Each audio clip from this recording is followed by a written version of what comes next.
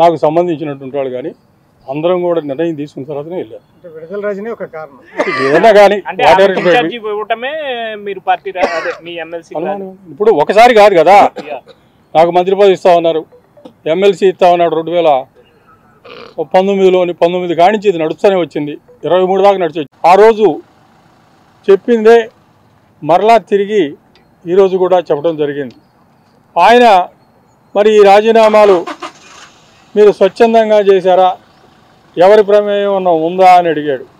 లేదండి, నేను స్వచ్ఛందంగానే వాలంటరీగా నా ఇష్ట ప్రకారం నేను రాజీనామా చేశాను అని చెప్పి ఆయనకు సమాధానం చెప్పాను.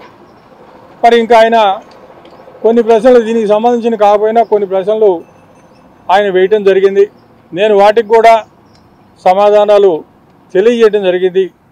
చివరిగా నా రాజీనామాను అంగీకరించండి, నేను వాలంటరీగానే నా రాజీనామా చేశాను, ఇప్పటికే చాలా కాలమైంది కాబట్టి మీరు రాజీనామాని వెంటనే అంగీకరించాలని చెప్పి నేను కోరటం జరిగింది.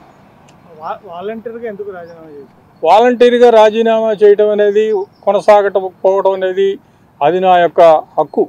అంటే అనారోగ్య కారణాలా లేకుంటే కారణాలు చెప్పి రాజీనామా చేయటం కాదు. అక్కడ నేను రాజీనామా చేయాలి అనేది నా నిర్ణయం. నేను నా స్వచ్ఛందంగా నేను రాజీనామా చేశాను. అంతేగాని నీకు అనారోగ్య కారణాలు ఉన్నాయా, లేకపోతే ఇంకెవరైనా బలవంతం చేశారా, లేకపోతే ఇంకొక ఏదన్నా కారణాలు ఉన్నాయా, ఇవన్నీ ఉండవు రాజీనామాలో. రాజీనామా చేసేటప్పుడు ఎట్లా చెయ్యాలి అనేది లెజిస్లేటివ్ కౌన్సిల్ యొక్క రూల్స్ ఉంటాయి. ఆ రూల్స్ ప్రకారం ఆ ఫార్మెట్లో చేస్తే రాజీనామాను అంగీకరించాలి. కారణాలు లేకపోతే ఇంకా దానికి మించి ఏది చేసినా కూడా ఆ రాజీనామాని అంగీకరించబడదు. అది రూలు. అది లెజిస్లేటివ్ కౌన్సిల్ పాస్ చేసినటువంటి రూల్స్. ఆ రూల్స్ బుక్లో క్లియర్గా ఉంది. దాని ప్రకారమే వాళ్ళు ఇచ్చిన ఫార్మెట్లోనే నేను రాజీనామా చేశాను. అంటే రాజీనామా చేసిన తర్వాత ఆమోదించక ముందే మీరు వేరే పార్టీలో చేరడానికి ఏంటి సార్ అది? నేను ఇంకా ఆల్రెడీ మీరు ఇంకో పార్టీ ఎమ్మెల్సీగా కొనసాగుతున్నారు. ఇప్పుడు నేను రాజీనామా చేసింది ఆమోదించమనే అడిగాను. ఓకే, నేను ఆమోదించమనే అడిగాను. ఆమోదించకుండా ఇంతకాలం పెట్టడం అనేది వాళ్ళు ఉద్దేశాలు సపరేట్గా ఉండొచ్చు. అంతేగాని నేను రాజీనామా చేయకుండా ఒక పార్టీ టికెట్ మీద గెలిచి బీఫారం తీసుకొని గెలిచిన తర్వాత ఆ పార్టీ టికెట్ మీద నేను కొనసాగడానికి నేను నిర్ణయించుకోలేదు. కొనసాగకుండా ఉండటం కోసం నేను రాజీనామా చేశాను. వేరే పార్టీలో కొనసాగటం కోసమే మీరు ఈ పార్టీ నేను వేరే పార్టీకి కొనసాగటం కోసం ఎన్ని కాదు, నేను రాజీనామా చేశాను కదా. రాజీనామా చేసిన తర్వాత నా రాజీనామాని యాక్సెప్ట్ చేయాలి కదా వాళ్ళు. నేను వేరే పార్టీకి పోలేదు, రాజీపోయారు. రాజీనామా చేశారు కదా.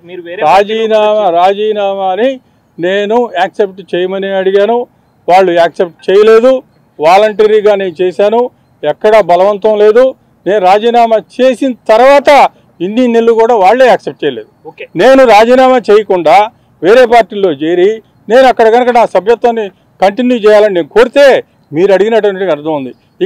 ఇప్పుడు కూడా నేను కోరట్లేదు కదా. ఇప్పుడు కూడా నా రాజీనామాని మీరు నేను కొనసాగాల, నేను వేరే పార్టీలో ఉన్నాను కాబట్టి నేను ఎమ్మెల్సీగానే ఉండాలి నేను అడగట్లేదుగా.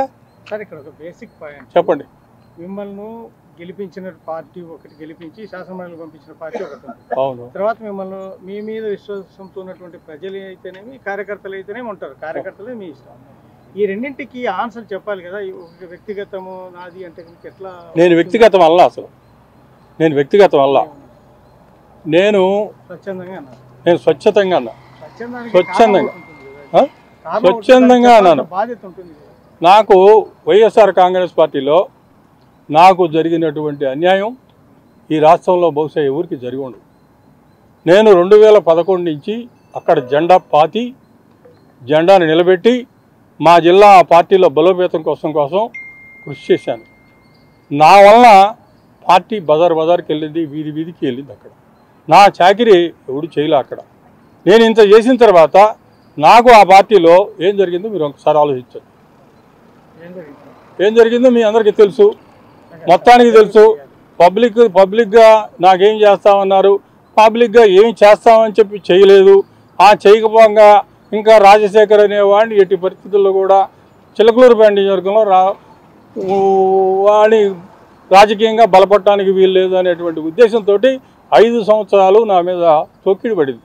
సరే, మామూలుగా కాదు, 5 ఏళ్ళు తొక్కిడి పడింది. సరే 5 ఏళ్ళు ఓర్చుకున్నాం. 5 ఏళ్ళ తర్వాత 4 సంవత్సరాల తర్వాత నాకు పదవి ఇచ్చాడు. ఆ పదవి రాకముందు కూడా నేను ఆయన ఎప్పుడైతే నాకు పదవి ఇవ్వకుండా దూరం పెడుతూ ఎమ్మెల్సీ పదవులు వచ్చినప్పుడల్లా కూడా నీదే పదవిని కవర్ చేస్తారు, పదవి ఇవ్వడానికి నాకు రాదు, పక్కవాడికి ఎవడికో ఇచ్చుకుంటుంది, దానికి కూడా కాదు. ఇక నేను పోవటం మానేశా. నేను ఆ పార్టీలో తిరగటం కానీ పార్టీలో పోవటం కానీ ముఖ్యమంత్రి గారు అప్పుడున్నటువంటి ముఖ్యమంత్రి గారు జిల్లాలకు పదవులకు వచ్చినప్పుడు కానీ నేను పోకపోతే నన్ను మరలా ఒకళ్ళకి 2 నా దగ్గరికి పంపించి పిలిపించుకొని మరలా వాళ్ళు నన్ను దగ్గరికి తీసుకొని నాకు 2023 సంవత్సరంలో నాకు పదవి ఇచ్చారు. సరే పదవి ఇచ్చారు కాబట్టి ఎన్నికల ముందు నేనేమి వేరే రకంగా ఏం చేయలేదు, పార్టీలోనే ఉన్నాను, పార్టీ కోసమే పనిచేశాను. మరి 2024 ఎన్నికలు అయిపోయిన తర్వాత 24 ఎన్నికలు అయిపోయిన తర్వాత నన్ను పిలిచి నీకు చిలకలూరుపేట నియోజకవర్గం ఇన్ఛార్జ్ ఇస్తున్నా అని చెప్పాడు. చిలకలూరుపేట నియోజకవర్గం ఇన్ఛార్జ్ ఇస్తున్నా అని చెప్పిన తర్వాత మరలా ఎవరైతే చిలకలూరుపేట నుంచి గుంటూరు పంపించారో మరలా తీసుకొచ్చి ఆమెను పెట్టాడు.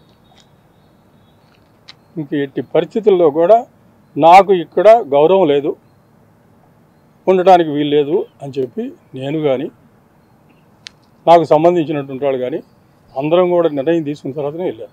విడుదల రాజనే ఒక కారణం ఏదైనా కానీ ఇప్పుడు ఒకసారి కాదు కదా, నాకు మంత్రి పదవి ఇస్తా ఉన్నారు, ఎమ్మెల్సీ ఇస్తా ఉన్నాడు 2019 కానించి ఇది నడుస్తూనే వచ్చింది, 23 దాకా నడిచి వచ్చింది. 23 తర్వాత మరలా తీసుకొచ్చాను పెట్టి నేను మరలా అక్కడే పనిచేసి వాళ్ళని మెప్పించినా ఒకవేళ వాళ్ళు నా పేరు చెప్పకపోతే ఇంకేమీ లేదు అక్కడ. కాబట్టి ఎట్టి పరిస్థితుల్లో రాజశేఖర్ అనేవాడికి అక్కడ గౌరవం లేదు. రెండోది ఏంటంటే అక్కడ రాజకీయంగా ఉండటానికి వీలు లేదనేటువంటి ఒక అభిప్రాయాన్ని కలగజేసి అంతా కూడా అది అమలు చేశారు. కాబట్టి నేను బయటికి రావాల్సిన పరిస్థితి వచ్చింది. బయటికి రావడం కూడా నేను రావటం కాదు, రాజీనామా చేసి బయటకు వచ్చాను. సార్, ఇంకా 4 ఏళ్ళు పీరియడ్ ఉంది మీకు. మళ్ళీ ఎమ్మెల్సీగా ఒకవేళ ఇప్పుడు రాజీనామా ఆమోదిస్తేను లేకపోతే అన్నారైతే మళ్ళీ ఎమ్మెల్సీగా ఇప్పుడు వెంటనే వస్తారని మీరు ఏమంటే రాజీనామా చేసిన తర్వాత మళ్ళీ ఎమ్మెల్సీ ఇస్తారా, వాళ్ళు ఏం చేస్తారు, అది అంతా కూడా భవిష్యత్తు. ఎలాంటి అష్యూరెన్స్ భవిష్యత్తు నేను అన్కండిషనల్గానే చేయలేదు. పోయే ప్రతి ఒక్కరికి కూడా నేను ఒకటే మాటే చెప్తాను, రాజకీయాలలో ఉన్నప్పుడు క్యారెక్టర్ క్రెడిబిలిటీ అనే పదానికి అర్థం తీసుకున్నాను. రాజకీయాలలో ఉన్నప్పుడు కాలర్ ఎగరేసుకొని చెప్పాలి, ఫలానాడు మా నాయకుడు అని. అది ముఖ్యమంత్రి అయినా సరే, ఎమ్మెల్యే ఎంపీ అలాంటి ఆయనైనా సరే, ఎమ్మెల్యే అయినా ఇలాంటి అయినా సరే, ఎవరి గురించి అయినా కానీ ఇట్లా గొప్పగా చెప్తాం. కానీ మనమంతటి మనమే ప్రలోభాలకు లొంగో, భయపడో, ఏదో కారణం చేత మనమంతటి మనమే మన వ్యక్తిత్వాన్ని, మన క్యారెక్టర్ని, మన క్రెడిబిలిటీని మనం బలంగా పెట్టి మనం కాంప్రమైజ్ అయ్యి అటువైపు మనం పోతే మన గౌరవం ఏంది, మన వాల్యూ ఏంది, మన క్యారెక్టర్ ఏంది, మన క్రెడిబిలిటీ ఏంది? ప్రతి ఒక్కరూ రాజకీయాల్లో ఉన్నప్పుడు ఆలోచన చేసుకో. ఈ కష్టం అనేది ఎల్లకాలం ఉండదు. డెమోక్రసీ అంటేనే 5 years, మ్యాక్సిమం నీకున్న కష్టకాలం 5 years. 5 years if you can just hold on, then your time will come. One should always have the patience, always have the character and credibility within ourselves to stand up.